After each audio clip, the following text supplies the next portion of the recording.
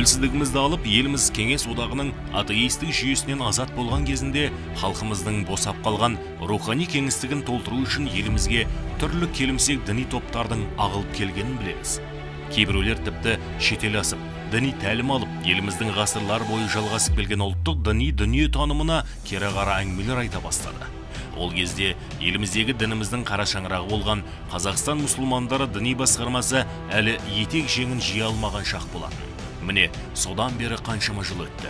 Бүгінде еліміз Орта Азияда өз алдына жеке діни ілім үйрететін ошаққа айналды деуге болады. Бүгінде діни білім алу үшін шетелге шығару былай тұрсын, шетелден оқушы алып оларға діни ілім үйрететіндей деңгейге жеттік. Сондай оқу орнының бірі Нұр Мүбәрак Египет Ислам мәдениеті университеті.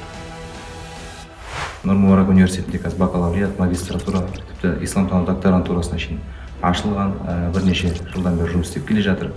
Ол жерде сол Египеттегі әлем әйгілі 1000 жылдық тарихы бар Әл-Азхар университетінің докторлары, профессорлар сабақ береді. Нұр Мүбәрак университетінде отандық ғалымдарымызбен қатар шетелдің ұстаз профессорлары да сабақ береді. Бұдан бөлек, ислам әлеміне танымал шетелдік ғалымдарды да университетке шақырып, ілімімен сусындауға жағдай жасалуда. Сол шетел асып іздеп барған білімнің барлығы дерлік осы біздің елімізде де бар. Және мүмкіндік жасалған, жағдай жасалған. Жалпы еліміз діни ілім алам деушілерге барша мүмкіндікті жасап отыр.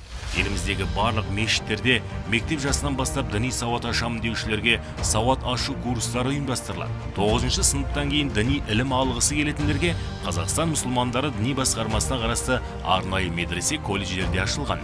Ал 11-ші сыныпты бітіргендерге Алматы, Астана, Түркістан, Қарағанды қалаларындағы университеттерде дінтану және исламтану мамандықтары бойынша да діни білім беретін факультеттер мен кафедралар бар. Міне, мемлекет елде діни білім алуға барлық жағдай жасауда. Сондықтан да алыстан арбалағанша жақыннан дорбала демекші, шетел асып білім алғаннан елде жүріп діни іліміңді жетілдіруге ешқандай кедергі жоқ.